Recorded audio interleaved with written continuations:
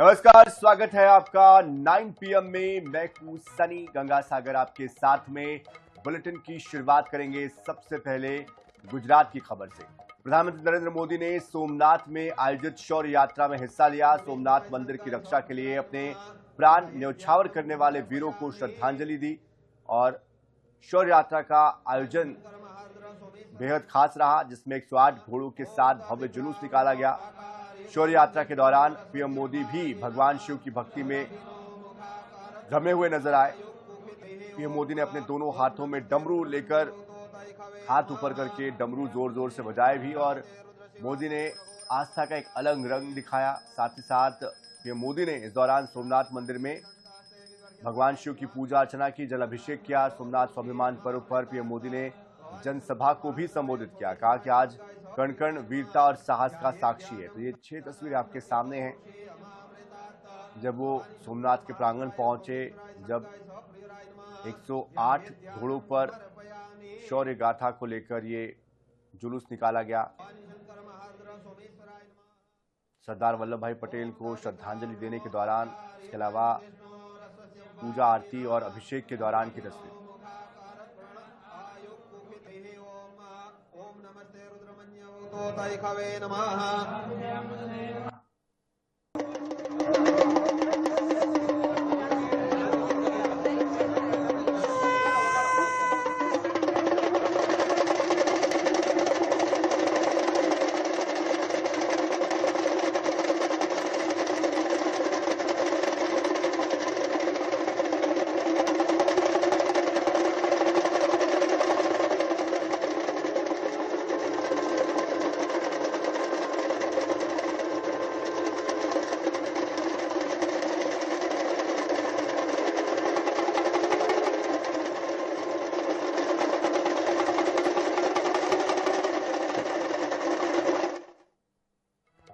मुख्यमंत्री डॉक्टर मोहन यादव ने रविवार को भोपाल में कृषक कल्याण वर्ष के तहत कोकटा बाईपास स्थित आरटीओ कार्यालय से 1101 ट्रैक्टरों की रैली को हरी झंडी दिखाकर रवाना किया।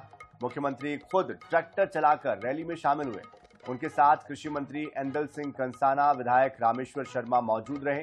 जम्बूरी मैदान में आयोजित कार्यक्रम में मुख्यमंत्री ने ई विकास पोर्टल, एग्री स्टेक वितरण प्रणाली और खाद्य आपूर्ति पोर्टल का शुभारंभ किया। नई व्यवस्था से किसान पोर्टल, मोबाइल ऐप के माध्यम से खाद की बुकिंग और सीधी डिलीवरी प्राप्त कर सकेंगे। उन्होंने किसान बलराम की जय नारे भी लगवाए और उन्होंने कहा कि दुनिया में प्रकृति के साथ जीवन जीने की परंपरा केवल भारत में ही है। किसान कल्याण वर्ष को प्रभावी बनाने के लिए सरकार ने केवल कृषि विभाग को ही नहीं बल्कि इससे जुड़े हुए 16 मंत्रालयों को एक साथ जोड़ा है ताकि गांव में किसानों की आय बढ़ाई जा सके।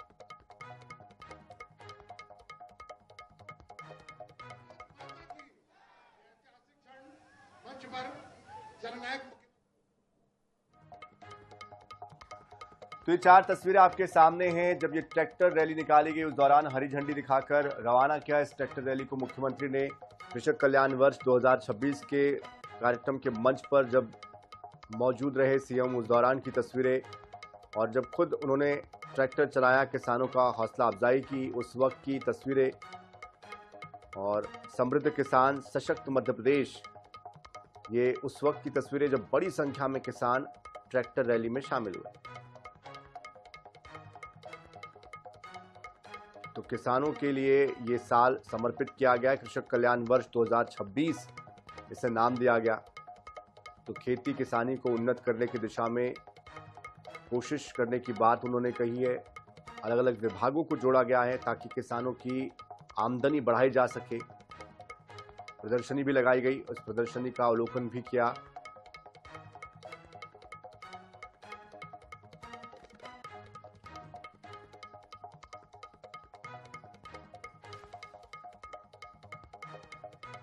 चलिए रुक करते छत्तीसगढ़ की खबर का। मुख्यमंत्री विष्णुदेव साय ने महंगाई भत्ता यानी कि डियरनेस अलाउंस को केंद्र सरकार के समान करने की घोषणा की है। अब 55% से बढ़ाकर महंगाई भत्ता 58% कर दिया गया है। इससे प्रदेश के करीब 5 लाख सरकारी कर्मचारियों को इसका सीधा फायदा मिलेगा। साथ ही कर्मचारियों की मासिक आय में बढ़ोतरी होगी। बढ़ती हुई महंगाई के असर से कुछ राहत जरूर मिलेगी। मुख्यमंत्री ने घोषणा करते हुए छत्तीसगढ़ राज्य कर्मचारी संघ के 8वें राज्य सम्मेलन में इसका जिक्र किया और उन्होंने डीए बढ़ोतरी की घोषणा के बाद लंबे समय से मांग कर रहे कर्मचारियों को जब ये बात कही तो उनकी खुशी का ठिकाना नहीं था। मुख्यमंत्री विष्णुदेव साय ने कहा कि देश के कई राज्य अब भी केंद्र के महंगाई भत्ते से पीछे हैं, लेकिन छत्तीसगढ़ की सरकार ने केंद्र के बराबर डीए देने का फैसला किया है। हमारी सरकार कर्मचारियों के हितों के प्रति सजग है। आप लोगों के डीए की मैं घोषणा करता हूं और जो बाकी मांगे हैं उसके लिए एक कमेटी का गठन होगा और आप लोगों के साथ बैठकर आपकी सभी मांगे जायज हैं, मैंने देख लिया है, उसको आप लोगों से चर्चा करके अवश्य पूरा करेंगे। हाँ, वो 3% वो केंद्र के बराबर करेंगे, हाँ, उसकी घोषणा हम कर रहे हैं। और आप सब लोगों को बहुत बहुत बधाई, बहुत बहुत शुभकामनाएं। दिल्ली के भारत मंडपम में हरिभूमि समाचार पत्र के संपादक समन्वय ब्रह्मवीर सिंह की पुस्तक प्रत्याघात का विमोचन किया गया। प्रभात प्रकाशन के बैनर तले लिखी गई प्रत्याघात के विमोचन कार्यक्रम में हरिभूमि INS 24/7 के प्रधान संपादक डॉक्टर हिमांशु द्विवेदी विशेष रूप से मौजूद रहे। कार्यक्रम में लेखिका चित्रा मुद्गल, कवि सुनील जोगी और हिंदुस्तान समाचार के प्रबंध संपादक प्रताप सोमवंशी मौजूद रहे। हरिभूमि और INS 24/7 के प्रधान संपादक डॉक्टर हिमांशु द्विवेदी ने साहित्यिक कार्यक्रम में भावनात्मक संबोधन दिया। डॉक्टर हिमांशु द्विवेदी ने कहा है कि ये आयोजन उनके लिए केवल एक औपचारिक कार्यक्रम भर नहीं है, बल्कि छोटे भाई ब्रह्मवीर सिंह की साहित्यिक यात्रा का उत्सव भी है। उन्होंने बताया कि ब्रह्मवीर की 2 पुस्तकों का लोकार्पण रायपुर में हो चुका है। पत्रकारिता में गंभीरता के साथ कार्य करते हुए साहित्यिक सृजन की उनकी निरंतरता ने ये विश्वास दिलाया कि उन्हें साहित्यिक जगत में भी गंभीरता से लिया जाना चाहिए।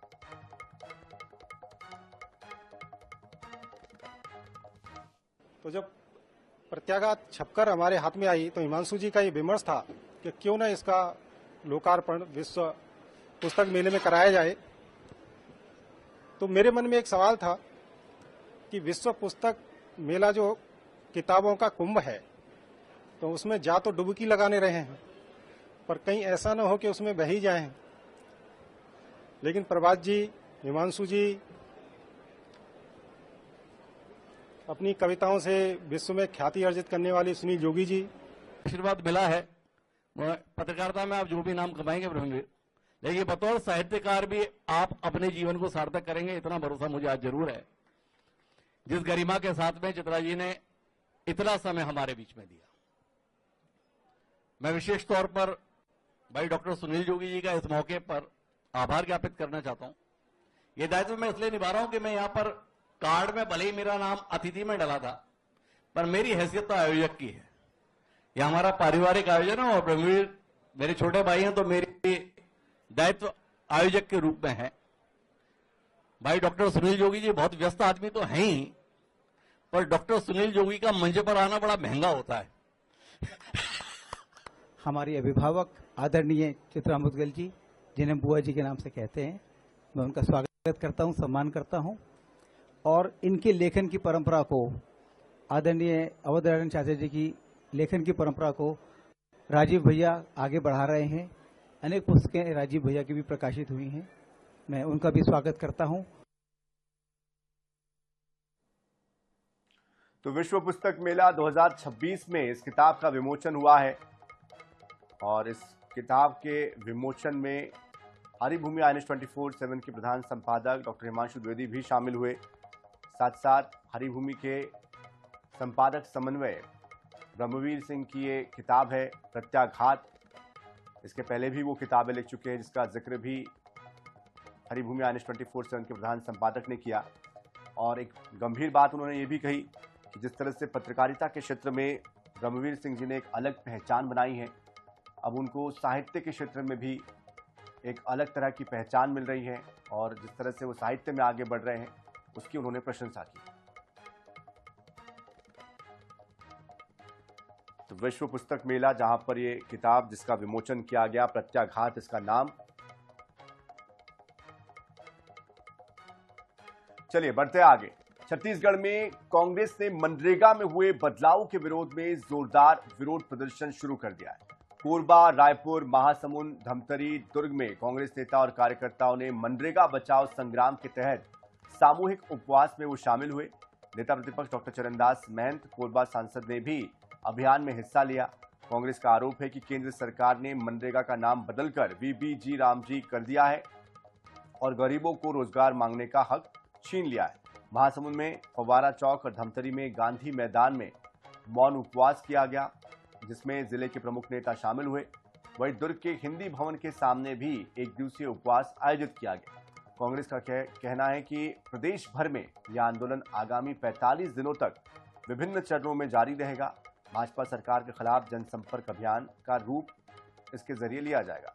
तो तस्वीरें आपके सामने हैं, दुर्ग, महासमुंद, रायपुर, धमतरी, कोरबा।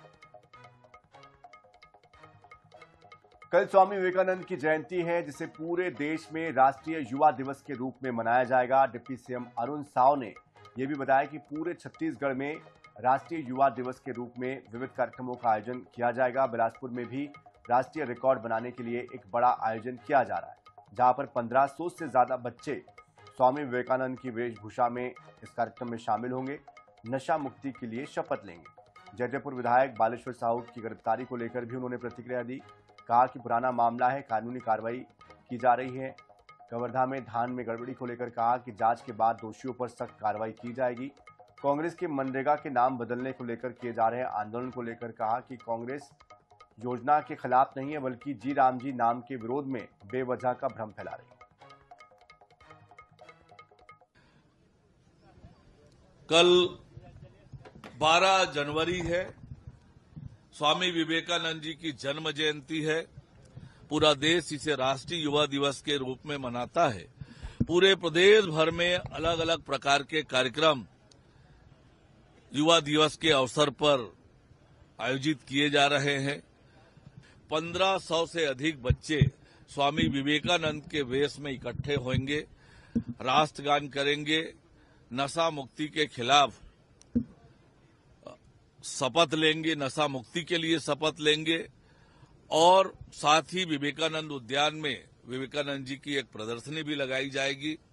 पुलिस ग्राउंड में एक आकर्षक और विशाल रंगोली से भी स्वामी विवेकानंद जी का चित्र बनाया जाएगा। देखिए, सभी के सामने ये तथ्य स्पष्ट हो गया है कि ये पुराना मामला था, उस मामले पर पुलिस की कार्रवाई हुई है।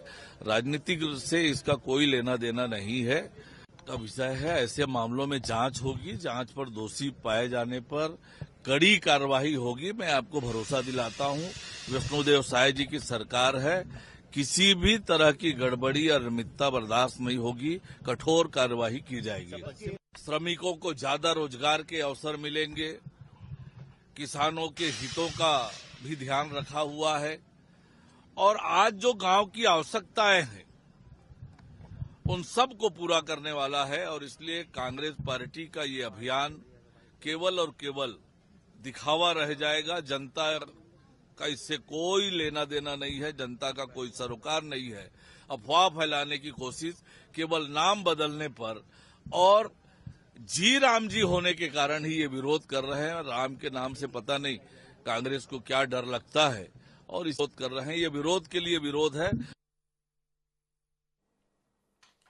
इंदौर में दूषित पानी से होने वाली मौतों का सिलसिला जारी है। शनिवार को भी 21वीं मौत दर्ज की गई है। मृतका सुनीता 7 जनवरी से भर्ती थी अस्पताल में और उनकी हालत लगातार बिगड़ती चली गई। परिजनों के मुताबिक दूषित पानी के चलते उनकी किडनी डैमेज हो गई। हालांकि अब नए मरीजों की संख्या में कमी आ रही है। ओपीडी में डायरिया के 15 नए मरीज पहुंचे हैं, जिनमें 2 की भर्ती कर ली गई है। फिलहाल 45 मरीज भर्ती हैं अस्पताल में और 11 आईसीयू में इलाज कर रहे हैं, 4 वेंटिलेटर पर हैं। इस मामले के विरोध में कांग्रेस ने बड़ा गणपति चौराहे से राजवाड़ा तक न्याय यात्रा भी निकाली, जिसमें कि प्रदेश अध्यक्ष जीतू पटवारी और कई वरिष्ठ कांग्रेस के नेता कार्यकर्ता शामिल हुए।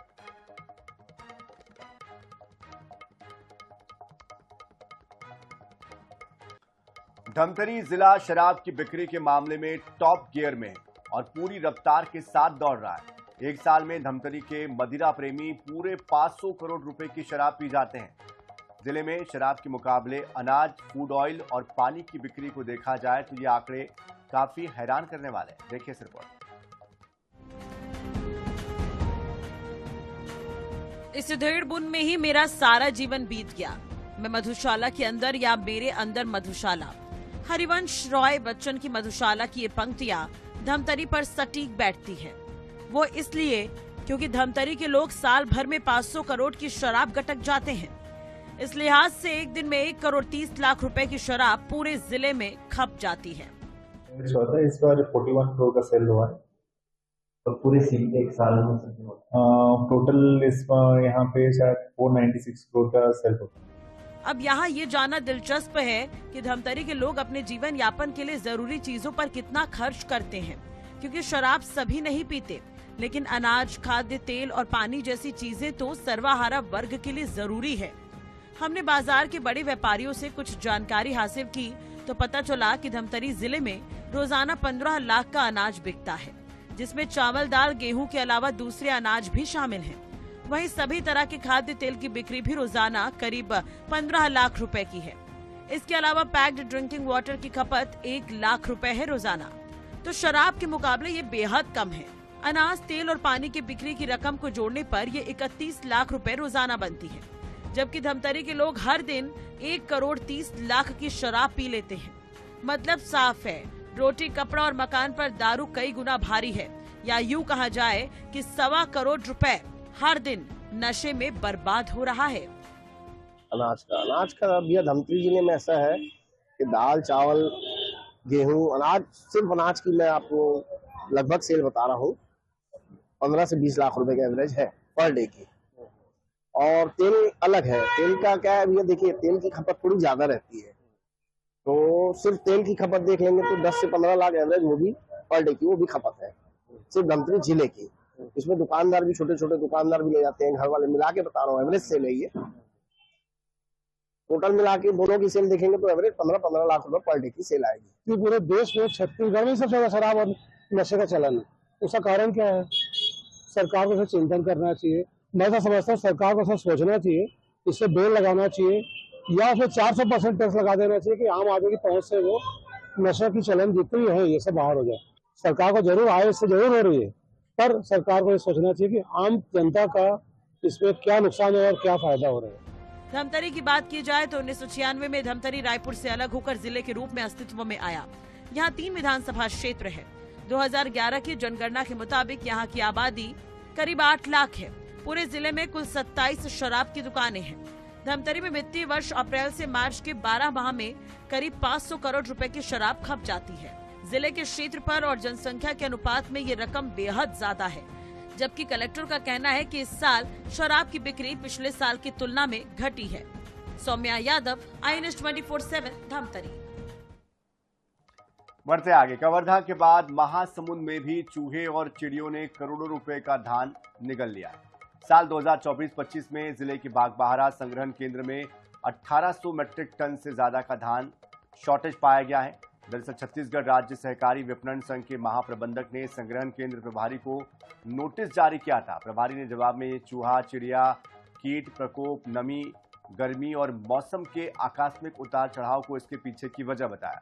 जिले के 5 संग्रहण केंद्रों में कुल 7600 टन से ज्यादा धान का शॉर्टेज सामने आया है, जिससे कि किसानों और प्रशासन में इस बात को लेकर चिंता है। आगर मालवा जिले में नर्सरी की आड़ में चल रही MD ड्रग फैक्ट्री का भंडाफोड़ हुआ है। नारकोटिक्स विभाग ने शनिवार को तड़के आमला क्षेत्र स्थित तीर्थ नर्सरी पर छापा मारा। 31 किलो 250 ग्राम MD ड्रग जब्त की गई है। जब्त ड्रग्स की कीमत घरेलू बाजार में 10 करोड़ रुपए लगभग है, जबकि अंतर्राष्ट्रीय बाजार में इसकी कीमत 50 करोड़ रुपए से ज्यादा बताए जा रहे हैं। शनिवार की सुबह तकरीबन 4 बजे उज्जैन सहित अन्य जिलों से पहुंची नारकोटिक्स विभाग की संयुक्त टीम ने नर्सरी और फार्म हाउस की घेराबंदी की। नर्सरी और फार्म हाउस राजस्व रिकॉर्ड में रातड़िया परिवार के नाम पर दर्ज बताया गया। कार्रवाई देर शाम तक चलती रही। तलाशी के दौरान नर्सरी परिसर के भीतर ड्रग्स बनाने की गुप्त लैब भी अंदर खाने चल रही थी।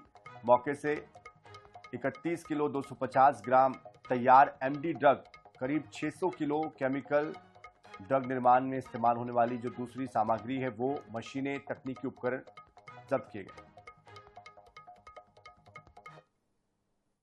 केंद्रीय नारकोटिक्स ब्यूरो की उज्जैन शाखा को गुप्त रूप से सूचना प्राप्त हुई थी कि यह जो आमला आगर गांव है, यहाँ के इंटीरियर में एक नर्सरी की आड़ में कुछ तस्कर लोग आज सुबह 5 से 10 बजे के बीच में एमडी का एक बड़ा बैच सप्लाई करने वाले हैं। उस सूचना पर कार्रवाई करते हुए मध्य रात्रि से ही हमारी टीम यहाँ पर तैनात हो गई थी, लेकिन टीम के इंतजार करने पर भी 10 बजे तक जब कोई अंतर्राज्यीय तस्कर डिलीवरी लेने नहीं आया, तब हमारी टीम ने यहाँ पर एंटर किया और सर्च करते हुए एक क्लैंडस्टाइन गुप्त लैब जो एमडी बनाने के लिए थी, वहाँ वो एमडी लैब उजागर की, साथ ही 31.250 किलोग्राम एमडी जब्त की। तो इसी के साथ इस बुलेटिन में इतना ही। ताज़ा खबरों के लिए, अपडेट्स के लिए आप बने रहिए INS 24/7 के साथ।